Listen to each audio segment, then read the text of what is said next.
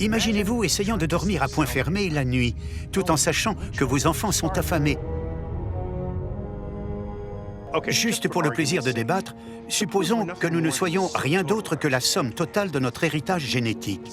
Ce n'est pas si terrible que ça en a l'air.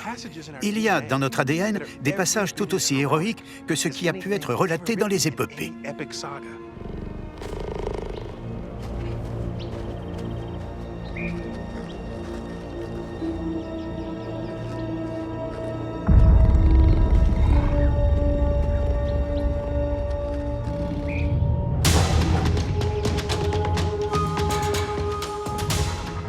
Cette mère est surprenante.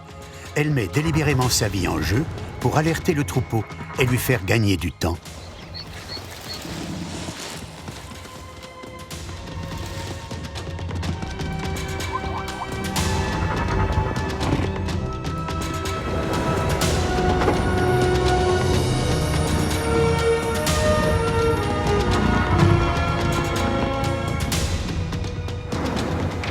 Afin que ses petits et ses semblables puissent s'enfuir.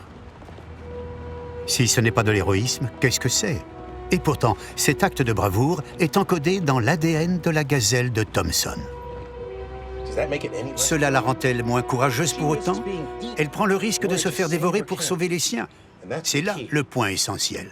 La sélection de parentèle est l'aptitude génétique au sacrifice de soi qui prévaut chez toutes les espèces vivantes, y compris la nôtre. Vous en doutez?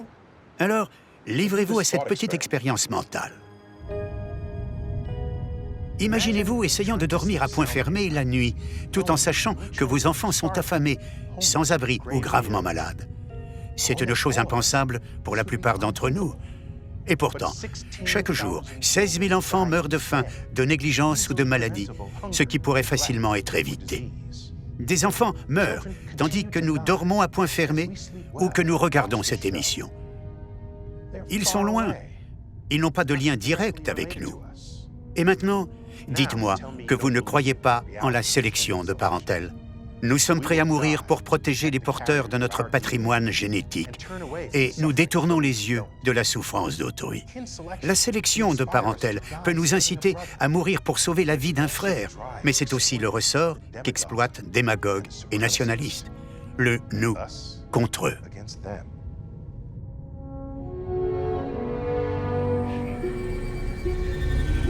Faisons une autre expérience mentale. Imaginez que vous êtes le premier à approcher une planète récemment découverte. Vous avez eu recours à différentes techniques pour vous assurer que ce monde abritait une très grande variété de formes de vie. Vous voulez établir un contact, mais pas avec leur équivalent du scorpion, cobra ou grand requin blanc. Vous voulez trouver la forme de vie qui risque le plus de réagir avec douceur, bienveillance et intelligence? Ces macaques appartiennent à l'espèce qui est sans doute la plus compatissante sur notre planète. Ce qui a été démontré lors d'une série d'expériences abominables pratiquées dans les années 60. 15 macaques n'étaient nourris qu'à la condition qu'ils tirent sur une chaîne qui envoyait une décharge électrique à un macaque sans lien de parenté avec eux et dont ils pouvaient voir les souffrances à travers un miroir sans teint. En cas de refus, ils étaient condamnés à rester sur leur faim. Après avoir compris le procédé, les singes refusaient souvent de tirer sur la chaîne. Lors d'une expérience, juste un petit pourcentage d'entre eux ont tiré sur la chaîne et plus des 2/3 ont préféré avoir faim. Un macaque est resté sans manger pendant près de 2 semaines plutôt que de faire souffrir ses semblables. Mais voici la partie la plus touchante.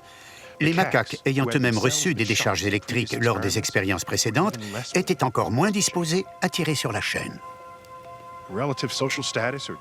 Le statut hiérarchique ou le sexe des macaques n'avait que peu d'influence sur leur refus d'infliger des souffrances à autrui.